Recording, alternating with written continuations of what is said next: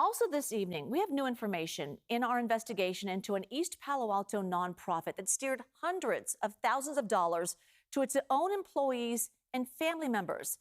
The Ecumenical Hunger Program responded to our story and now admits a lack of oversight and internal control led to those payments. Our Sooji Nam did some more digging and spoke with an accounting expert about the nonprofit's explanation.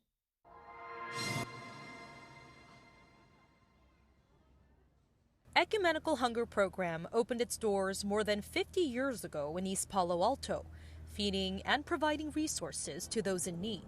But our investigation uncovered public tax documents from 2023 to 2024 showing the nonprofit used more than $331,000 of donated funds for family members of the executive director, Lisa Preston, along with the nonprofit's employees and previous employees for things like mortgages, car payments, and rent. The day after our story aired last month, officials with the program sent a letter to their donors and stakeholders explaining that due to the pandemic, they used unrestricted emergency grants to help the community.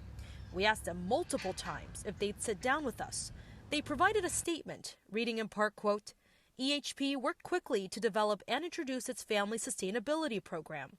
The proposed $2 million program was designed as a 2-year safety net resource distribution. Program funding would come from unrestricted donations received by EHP. All applications were subject to the same program standards, and all applications from Lisa's family members were reviewed or approved by an independent board member.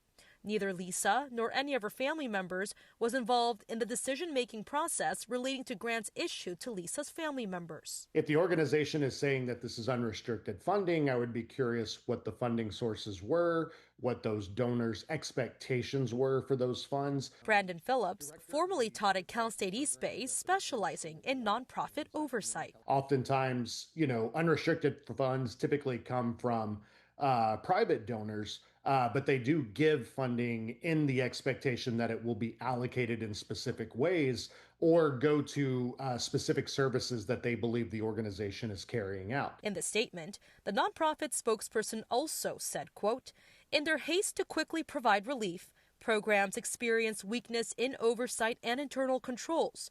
More research should have been done before implementing the Family Sustainability Program, and more parameters should have been put in place before implementing this program. Creates suspicion and distrust with the community, with clients that are being served, with funders. So we sifted through pages of tax documents showing an itemized list of the more than $1 million in grant spending given out as a part of the Family Sustainability Program.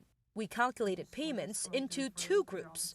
One group, generically labeled Payment of Personal Expenses, average grants of $3,500. The other group specified money going to family members, employees, and past employees, which averaged more than $9,700, including $47,000 for the executive director's sister and husband's personal debts, and more than $46,000 for an employee's personal expenses, including a year of rent. Money is given to the organization with specific expectations in mind, and so mixing these things in that way does definitely create distrust of organizations. We reached out to all board members for comment but did not hear back.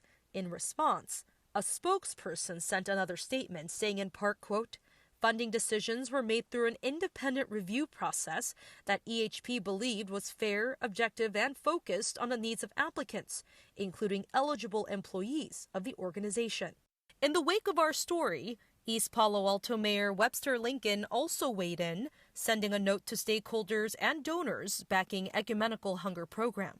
He also stated, quote, EHP's board has acknowledged that program's design and oversight fell short of what it should have been, has discontinued it, and has said it is continuing to review the matter.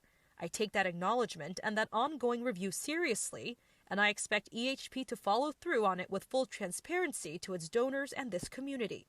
We do need more oversight to prevent these types of things from happening, but the need right now in government also is so large for things that are having to be picked up by the state level that was previously handled by the federal level. Weakness in oversight and internal controls, mixed with a lack of oversight, a fixture of East Palo Alto for half a century, vowing to do better moving forward. The executive director of the Ecumenical Hunger Program recently announced that the organization is expanding and they are purchasing the space adjacent to their East Palo Alto headquarters. They are currently seeking donations for a major renovation.